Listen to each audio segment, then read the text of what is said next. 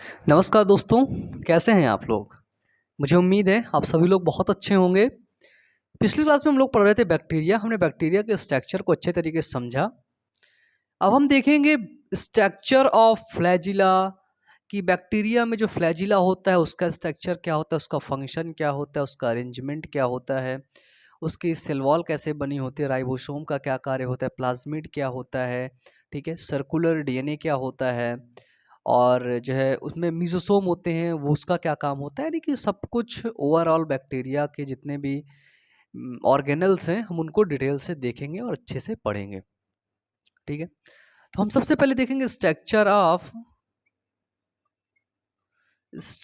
Of flagella. ठीक है, flagella flagella का मेन फंक्शन क्या होता है? फ्लैजिला का मेन फंक्शन होता है कि बैक्टीरिया को मूव कराना। ठीक है, क्या कराना? बैक्टीरिया को मूव कराना। फ्लैजिला के कारण ही बैक्टीरिया कैसा बन पाता है? तो वो बन पाता है मोटाइल यानी कि चल। ठीक है, अब देखिए फ्लैजिला मतलब होता है जिसको बोलते हैं कासाब। ठीक है, कासाब की संरचना। ठीक है, फ्लैजिला के द्वारा ही बैक्टीरिया क्या होता है? एक मोटाइल ऑर्गेनल जो है मोटाइल बन जाता है। ठीक है, तो फ्लैजिला क्या होता है? एक प्रकार का मोटाइल ऑर्गेनल्स होता है। ठीक है, यदि फ्लैजिला की हम साइज देखें तो फ्लैजिला की साइज 4 से 5 माइक्रोन होती है इन लेंथ में। साइज क्या होता है? 4 से 5 माइक्रोन होता है क्या? लेंथ में। ठीक है, फ्लैजिला बना किससे होता है? सबसे इंपॉर्टेंट पॉइंट है। ठीक है, तो फ्लैजिला इज मेड अप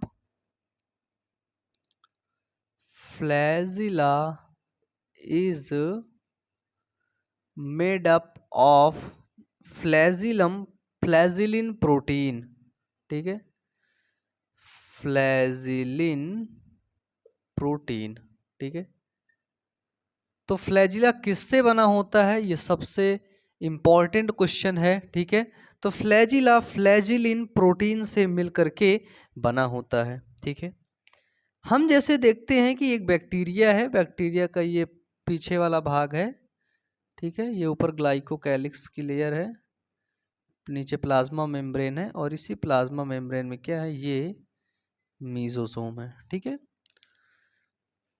यहाँ पे हमने देखा ये है, इसको बोलते हैं बेसल ग्रैन्यूल्स। ठीक है, या फिर इसको हम लोग बोल सकते हैं बेसल बॉडीज। ठीक है, बेसल बॉडीज से फ्लैजिला निकलता है, ये निकला फ्लैजिला बेसल बॉडीज से।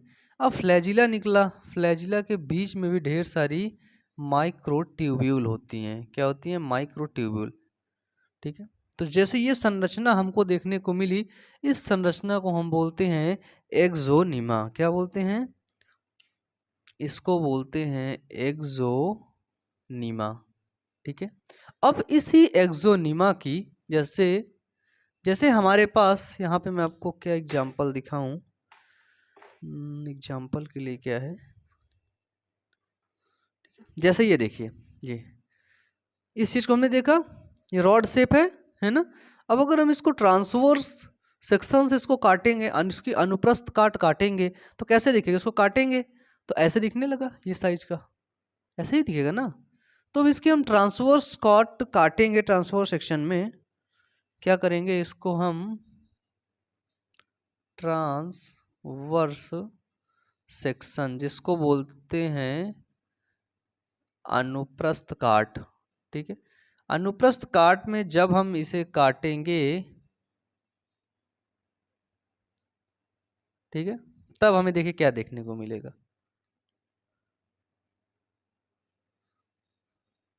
तब हमें एक आउटर मेम्ब्रेन देखने को मिलेगी। क्या देखने को मिलेगी? एक ये हमको मेम्ब्रेन देखने को मिली, मेम्ब्रेन। अब इसी मेम्ब्रेन के अंदर कुछ माइक्रोट्यूब्यूल होती हैं। क्या होती हैं? कुछ माइक्रोट्यूब्यूल होती हैं जो कि 1 2 3 4 5 7 8 9। ठीक है, वो दो दो के फॉर्म में बनी होती हैं।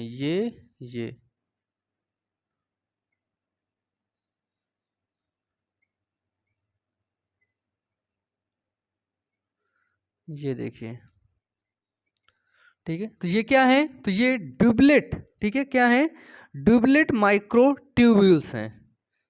इनको क्या बोलते हैं, ये हुई मेम्ब्रेन, ये हुआ ड्यूबलेट माइक्रोट्यूब्यूल्स, ठीक है। ड्यूबलेट माइक्रोट्यूब्यूल्स आपको देखने को मिल गया, ठीक है। अब ड्यूबलेट माइक्रोट्यूब्यूल्स जो होता है वो एंटी क्लॉकवाइज आपका घुमा हुआ होता है। ये देखो, एंटी क्लॉकवाइज, है ना, क्लॉकवाइज ऐसे घूमता है तो एंटी क्लॉकवाइज घूम के ऐसे ये जुड़ा होता है, ठीक है। क्या होता है, इसके बीच में ये जुड़ा होता है। अब ये माइक्रोट्यूब्यूल्स अब आपस में जुड़ी होती हैं किसके द्वारा, एक प्रोटीन के द्वारा जुड़ी होती है जिसका नाम होता है नेक्सिन, ठीक है। एक ये प्रोटीन के द्वारा जुड़ी होती है, किसके द्वारा, प्रोटीन के द्वारा, जिसका नाम है नेक्सिन, ठीक है। तो नेक्सिन प्रोटीन के द्वारा ये जुड़ी होती हैं, ये देखिए, ठीक है। किसके द्वारा जुड़ी होती है, नेक्सिन प्रोटीन के द्वारा, ठीक है। ये जो ड्यूबलेट फॉर्म आपस में जुड़े होते हैं इसको यहां पर बोलते हैं डेनाइन आर्म। क्या बोलते हैं इसको, इसको बोलते हैं डेनाइन आर्म, ठीक है, डेनाइन आर्म। तो ये फ्लैजिला के अंदर देखिए, ये हमको एक देखने को मिला, एक ड्यूबलेट माइक्रोट्यूब्यूल्स, 2 3 4 5 6 7 8 9, ठीक है। अगर इसका पूछे अरेंजमेंट क्या होता है, ठीक है, अरेंजमेंट, फ्लैजिला का अरेंजमेंट क्या होता है, क्वेश्चन बनते हैं, ठीक है। तो ये जो फ्लैजिला है इसमें सेंट्रल ट्यूब्यूल नहीं पाई गई हैं, ठीक है, सेंट्रल माइक्रोट्यूब्यूल नहीं पाई गई हैं, ठीक है। ये जो सेंट्रल माइक्रोट्यूब्यूल मैंने दिखाया आपको, ये नहीं पाई गई हैं, ठीक है। तो ये इसका अरेंजमेंट क्या होगा, इसका अरेंजमेंट होगा 9+0, क्योंकि ये जो बैक्टीरिया कैसा है, वो है प्रोकैरियोटिक। तो इसका अरेंजमेंट क्या होगा, 9+0, यानी कि 9 डुप्लेट माइक्रोट्यूब्यूल देखने को मिली हैं और सेंट्रल ट्यूब्यूल नहीं देखने को मिली। अगर सेंट्रल ट्यूब्यूल देखने को मिलती, यानी किस में देखने को मिलेंगे, यूकैरियोटिक बैक्टीरिया में देखने को मिलेंगी, तो उसमें 9+2 का अरेंजमेंट होगा। कितने का, 9+2 का। और वो एक इसी ड्यूबलेट माइक्रोट्यूब्यूल से एक स्पाइक प्रोटीन के द्वारा जुड़ा होगा, ठीक है। स्पाइक प्रोटीन के द्वारा जुड़ा होगा जब 2, क्योंकि 1 और 2, ठीक है, ये माइक्रोट्यूब्यूल्स हो गए, ठीक है। इनको बोलते हैं सेंट्रल माइक्रोट्यूब्यूल। क्या बोलते हैं इसको, इसको बोलते हैं सेंट्रल माइक्रोट्यूब्यूल। आया ना, बताओ, बिल्कुल सिंपल है। मुझे नहीं लगता इससे सिंपल दुनिया में और भी कोई चीज होगी, है। देखिए ना, जो लोग बायोलॉजी से सच में प्यार करते हैं, जो लोग बायोलॉजी को सच में अच्छे तरीके से समझना चाहते हैं, उन वो तो 1 मिनट में ही समझ गए होंगे, है ना। चलिए मिटा दी इसको, आगे बढ़े। स्ट्रक्चर ऑफ फ्लैजिला तो आपने अच्छे से देख ही लिया, ठीक है।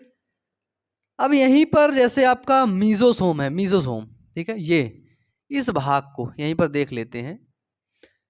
ये जो प्लाज्मा मेम्ब्रेन, ये थर्ड लेयर कौन सी है, तो ये है प्लाज्मा मेम्ब्रेन, ठीक है। प्लाज्मा मेम्ब्रेन अंदर की तरफ एक फिंगर लाइक स्ट्रक्चर का निर्माण करती है, किसका, फिंगर लाइक स्ट्रक्चर का, ठीक है। बिल्कुल एज इट इज माइटोकॉन्ड्रिया में जिस तरह से क्रिस्टी का निर्माण हो रहा था उसी तरह, ओ भाई शिट, उसी तरह इसी प्लाज्मा मेम्ब्रेन में फिंगर लाइक स्ट्रक्चर का निर्माण होता है जिसको बोलते हैं मीसोसोम, ठीक है। मीसोसोम का काम क्या होता है, ये रेस्पिरेशन यानी कि बैक्टीरिया के श्वसन में हेल्प करती है, ठीक है। बैक्टीरिया के श्वसन में मीसोसोम क्या करता है, हेल्प करता है, ठीक है। ये काम होता है मीसोसोम का। इसके बाद आता है फ्लैजिला के बाद हम लोग देखते हैं कि सीलिया होता है, ठीक है, फिम्बरी होता है, उसको हम देख लेते हैं। मिटा दे इसको, चलिए इसको लिख लीजिए, इसको बना लीजिएगा।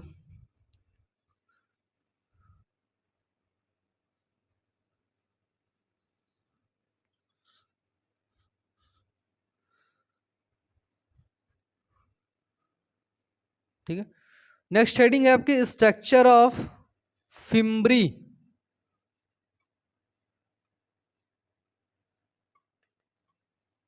ठीक है,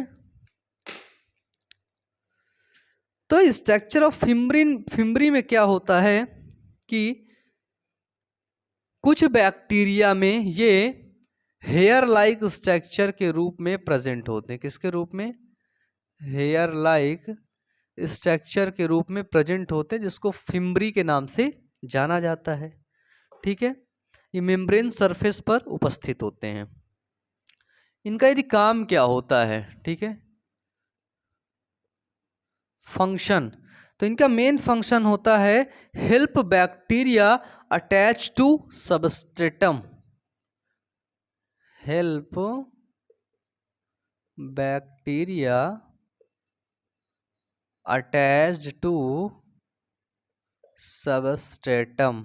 ठीक है, यानी कि सतह से अटैच करने के लिए, सतह से जुड़ने के लिए बैक्टीरिया किसका सहारा लेता है? वो फिम्बरी का सहारा लेता है, सबस्ट्रेटम एंड अदर बैक्टीरिया। ठीक है, सबस्ट्रेटम और दूसरे बैक्टीरिया से जुड़ने के लिए बैक्टीरिया क्या करता है?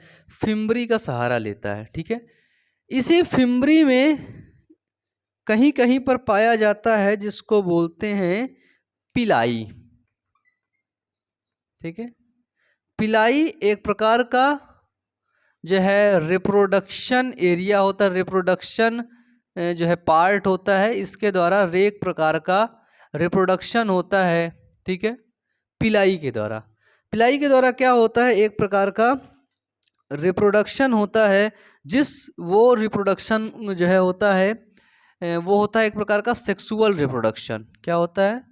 सेक्सुअल रिप्रोडक्शन होता है। ठीक है, लैंगिक जनन, और उस लैंगिक जनन का नाम होता है जिसको बोलते हैं कांजुकेशन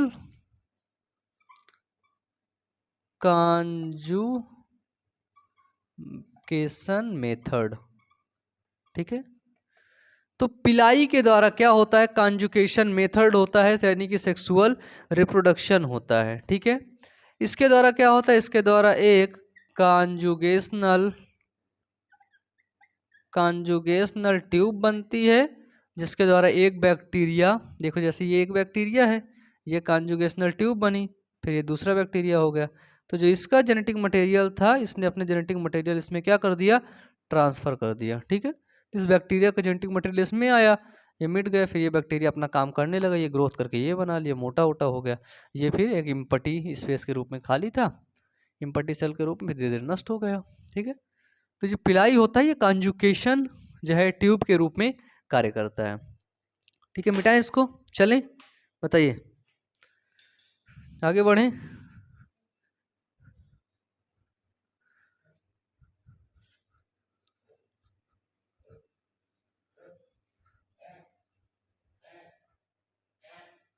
चलिए, अब यहाँ पर तीसरा पॉइंट है हमारा प्लाज्मिड।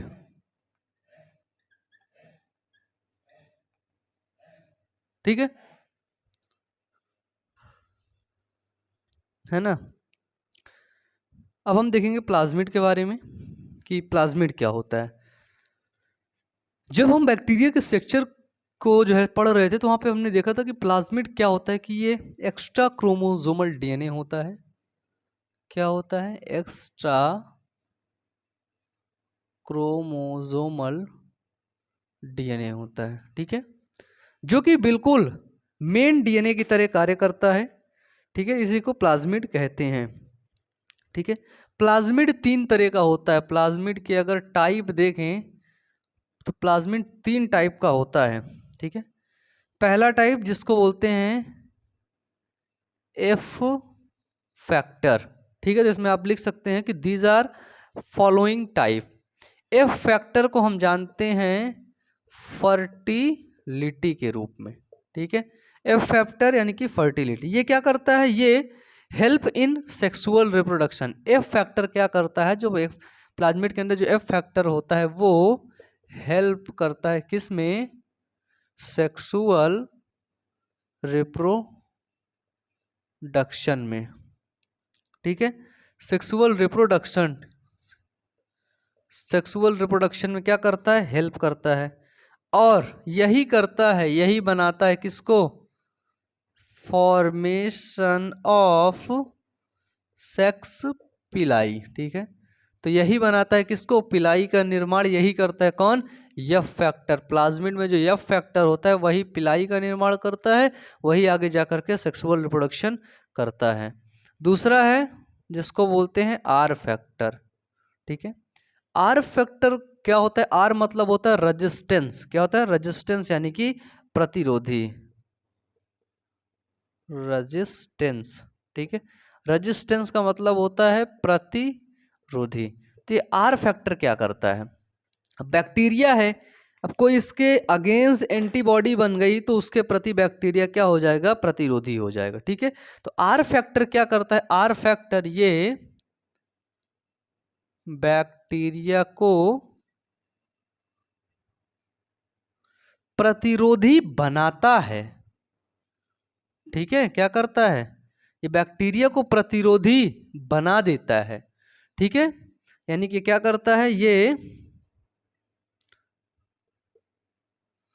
रेजिस्टेंस अगेंस्ट बैक्टीरिया, ठीक है। किसके against, sorry sorry sorry, bacteria नहीं, एंटीबॉडीज, एंटीबॉडीज, ठीक है। तो बैक्टीरिया के एंटीबॉडीज के प्रति प्रतिरोधी बना देता है कौन, आर फैक्टर, जो कि कहाँ पाया जाता है, प्लाज्मिड में पाया जाता है, ठीक है। एंटीबॉडीज नहीं भाई, एंटीबायोटिक्स, एंटीबायोटिक्स सॉरी, देखो एंटीबॉडीज, एंटीबॉडीज तो बनती हैं उस चीज को मारने के लिए। तीसरा फैक्टर पाया जाता है जिसको बोलते हैं कोल फैक्टर, ठीक है। क्या होता है, कोल फैक्टर। कोल का फुल फॉर्म क्या होता है, ये होता है कोली, कोली सिनर्जिक, कोली सिनर्जिक, ठीक है। कोल फैक्टर क्या होता है, कोली सिनर्जिक यानी कि कोल फैक्टर। इसमें क्या होता है कि बैक्टीरिया कोलिसिन्स का सिंथेसिस करता है, जिसका काम होता है एंटीबायोटिक बनाना, ठीक है। इसमें क्या करता है, इस फैक्टर के द्वारा बैक्टीरिया कोलिसिन्स, कोलिसिन्स का सिंथेसिस करता है, ठीक है। जिसका कार्य क्या होता है, तो जिसका कार्य होता है एंटीबायोटिक्स को बनाना, क्या करना, एंटीबायोटिक को बना लेना, किसके द्वारा, कोल फैक्टर के द्वारा, ठीक है। एक चीज इसमें याद रखना, उसको नोट डाल के लिख लेना, नोट क्या लिखना है कि प्लाज्मिड जो, ठीक है, यानी कि वह प्लाज्मिड जो मेन डीएनए या क्रोमोसोम का पार्ट बन सकता है वो एपिसोम कहलाता है। प्लाज्मिड का कुछ पार्ट ही मेन डीएनए या फिर क्रोमोसोम का पार्ट बनता है, किसका, प्लाज्मिड का कुछ पार्ट ही, और जो वही पार्ट प्लाज्मिड का बनता है उसी को बोलते हैं एपिसोम। क्या बोलते हैं, तो उसी को बोलते हैं एपिसोम, ठीक है। कौन सा प्लाज्मिड में का कौन सा भाग क्रोमोसोम और मेन डीएनए का पार्ट बन सकता है, उनकी तरह कार्य कर सकता है, तो वो है प्लाज्मिड का एपिसोम। क्या है, प्लाज्मिड का एपिसोम, ठीक है। समझ में आया, मिटा दें इसको, बताइए, मिटा दें, अपना कपड़ा उठाएं, चलिए इसको लिखिए, पहले आप लोग लिखिए इसको अच्छे से, ठीक है।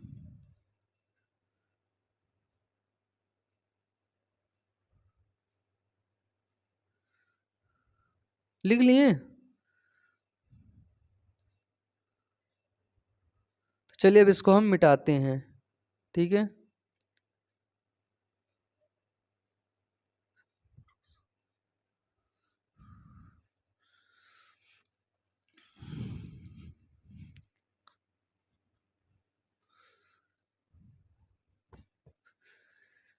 कर हर मैदान फतेह, वो कर हर मैदान फतेह रे बंदिया। अब देखते हैं राइबोसोम। राइबोसोम की खोज एक वैज्ञानिक थे जिनका नाम था पैलेड। क्या नाम था? पैलेड ने किया था। कब? 1955 में पैलेड नामक एक साइंटिस्ट थे जिन्होंने राइबोसोम की खोज किया। बैक्टीरिया के अंदर जो राइबोसोम पाया जाता है वो 70S टाइप का राइबोसोम होता है, ठीक है। किसके अंदर? जो राइबोसोम बैक्टीरिया के अंदर पाया जाता है वो 70S टाइप का होता है। वो दो सब यूनिट से मिलकर के बनता है, 50S और 30S, ठीक है। दो सब यूनिट से। एक होती है आपकी लार्जर सब यूनिट और एक होती है दोस्तों आपकी स्मॉलर सब यूनिट। लार्जर सब यूनिट होती है 50S, स्मॉलर सब यूनिट होती है 30S, ठीक है। तो लार्जर सब यूनिट जो होता है ये भी दो तरीकों से मिलकर के बनता है। कितने कितने में? तो ये मिलकर के बनता है आपका जो है 55 RNA से मिलकर के बनता है, और आपका जो ये देखिए ये मिलकर के बनता है 55 RNA से मिलकर के बनता है, और 23S, सॉरी 55 नहीं, 5S RNA से मिलकर के बनता है, और 23S RNA से मिलकर के बनता है, ठीक है। इसके दो सब यूनिट होते छोटे छोटे, ठीक है। 5S और 23S से मिलकर के बनता है। और जो 30S यानी कि स्मॉलर सब यूनिट होता है वो 16S RNA से मिलकर के बनता है। किससे? 16S RNA से मिलकर के कौन बनता है? तो वो बनता है 30S, ठीक है। बताइए, समझ में आया? देखो राइबोसोम का मेन काम क्या होता है? राइबोसोम को अपन लोग किसके नाम से जानते हैं? वो जानते हैं प्रोटीन फैक्ट्री के नाम से, ठीक है। राइबोसोम का कार्य ही होता है प्रोटीन का निर्माण करना, इसलिए कोशिका के अंदर प्रोटीन की फैक्ट्री के नाम से किसको जाना जाता है? तो वो जाना जाता है राइबोसोम को, ठीक है। अब देखें कि जो राइबोसोम होता है उसमें मेनली दो चीजें ही पाई जाती हैं। पहला होता है प्रोटीन और दूसरा होता है RNA, ठीक है। ये RNA क्या होता है? तो ये RNA जो होता है इसी को बोलते हैं राइबोसोमल RNA। क्या बोलते हैं इसको? इसी को तो बोलते हैं राइबोसोमल RNA।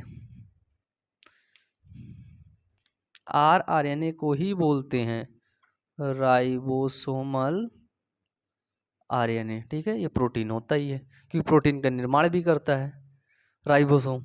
बैक्टीरिया के अंदर भी प्रोटीन बनेगी भाई, है ना। लेकिन प्रोटीन एक जेनेटिक मटेरियल नहीं होता। जेनेटिक मटेरियल क्या होता है? वो होता है DNA, ठीक है। तो बैक्टीरिया के अंदर दो तरह के DNA पाए जाते हैं।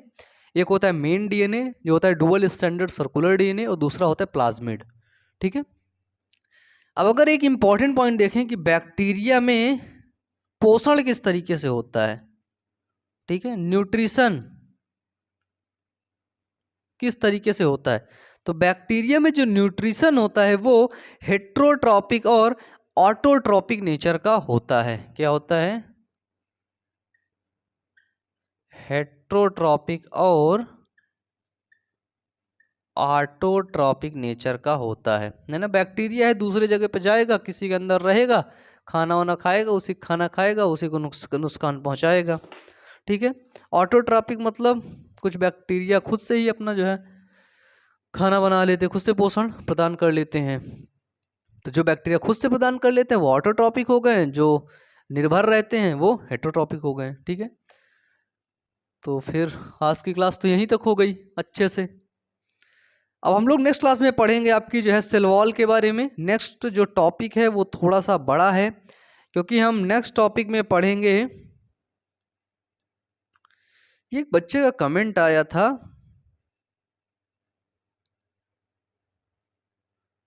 कि भैया आप कहाँ से हो।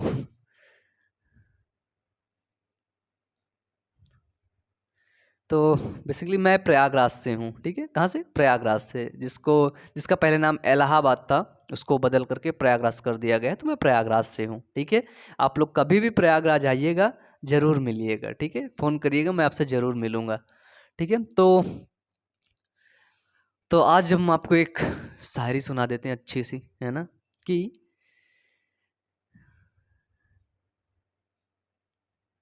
कहते हैं कि मंजिलें क्या हैं, रास्ता क्या है, कि मंजिलें क्या हैं, रास्ता क्या है, हौसला हो तो फैसला क्या है। कैसी लगी भाई? नीचे कमेंट बॉक्स में कमेंट करके ज़रूर बता देना। धन्यवाद दोस्तों।